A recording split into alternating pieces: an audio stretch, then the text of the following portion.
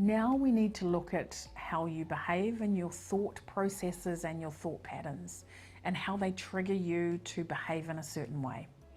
So this concept is really understanding default behaviors and the distinction between being in a default state or a power state. So here's educational psychology in 90 seconds, right? So I'm going to give you all my training and experience in 90 seconds to understand this concept. So here's what happens. When we are born, we have a malleable brain. It's pretty well empty. It might have a little bit of genetic stuff going on in it if we're a twin or we've been adopted or some other stuff around that. But majority of the time it's malleable and soft, and it absorbs everything it possibly can. So between 0 and 15, well in fact 0 and 8 are the most critical years in terms of understanding thought patterns, taking on experiences, and understanding part of how we think, and that shapes our thinking process.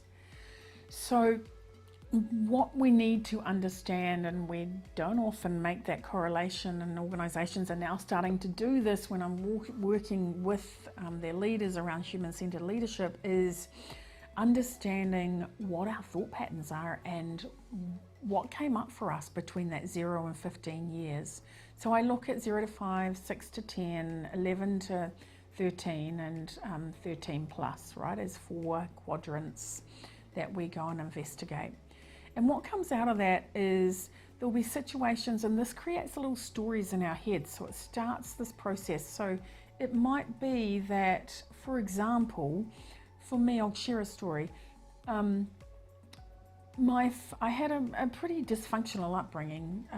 So my father, I remember at the age of 6, I remember going to the fridge, and my father saying to me, his voice in the back of my head, I remember it vividly to this day, and you will remember this, is that he said to me, if you go to the fridge and get food, you'll be a big fat blah and no one will want you. So at the age of 6, my thought pattern, that's what I processed at that time from my role model, was that if I ate food, I would be a big fat blur and no one would want me. So what that did in terms of shaping my life, and what happened after that, is I only really hung out with very tall, skinny people, right? Tall, skinny people, because I justified that thought pattern, that sabotage pattern for me was that I wasn't really good enough because I was bigger, and I was never going to be small because I ate food. So I started my first diet at 7, and I started running and doing half marathons and so on. So that's a small example. When we look back at that now, I can see, and these experiences roll through in our work environment, and it shows up in a slightly different way, right? So for me, if I take that same story and go, I'm not good enough, and roll that into a work environment, you are going to find me being the one that overcompensates at work. You're going to find me getting highly stressed. You're going to find me getting highly anxious, probably a little bit of depression perhaps, and I'm going to be working so hard to try and get better and better and better and do more and more and more, and never really being happy with who I am, because I'm externally making the measures around external measurement. So the behaviours I have are based on the feeling that I felt, which create the cause and the expectation of how I should be treated and how I treat myself. So that's the sort of 90-second educational psychology view on it. And neuroscience now, and all of the stuff that we can do, is that we can really understand our own thought patterns and processes. The ones that are working for us, great. Let's celebrate those. The ones that aren't working for us, those are the ones that we need to get really present to and rewire and reset. We won't be doing the rewiring and resetting in this course. You can do that later with some coaching with me. But what we are going to get present to today is really starting to understand the distinction around the thought processes and what happened in your life that created some default-based thinking for you that now is probably showing up for you on a daily basis if you haven't done any personal development work. So when we live in default state, it purely is that it's a safe place for us to live. Because if you think about what I just said, we've been in that state forever, and that's all we know.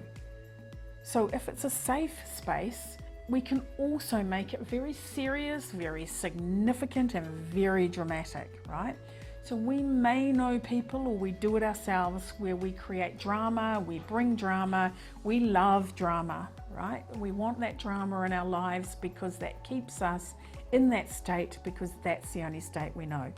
This is where terminology, it's like we're in an adult's body, but we're in a childlike mind state, which is kind of interesting, because you probably can see people in your work environment go, oh my gosh, yes, they are so in a childlike state in an adult's body, but they've done no personal development work, so we can't judge them for that. We have to get them present to and aware of their personal default states, and that's some of the work we do.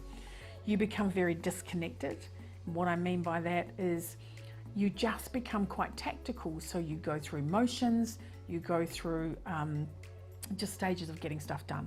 So you're not connected, so you're not aware, you're not observing, and you're not really operating and doing your best work. And you've kind of got some dysfunctional energy going on around you. Yeah. So when we're in a default state, that's what shows up. That's how we show up, no matter what our default state is. And for each of us, it's quite different.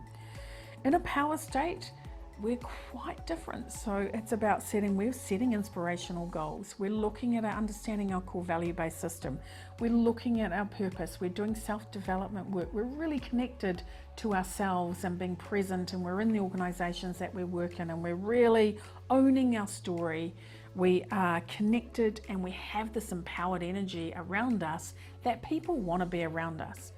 So the first step for you in this process is to understand how much time over the week are you in your default state versus your power state. And I want you to start measuring this on a daily basis. So what is your default measure? Is the one that we measure first, because that's the one that we're trying to get present to, right? We don't want to fix the stuff that's working well. We love the stuff that's working well. But default state, it might be that 70% of my day I was in default because of blah, blah, blah, blah, blah.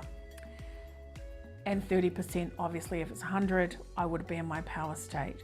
I want to get you really present, first exercise, to your default state, and what are you doing when you're in your default state?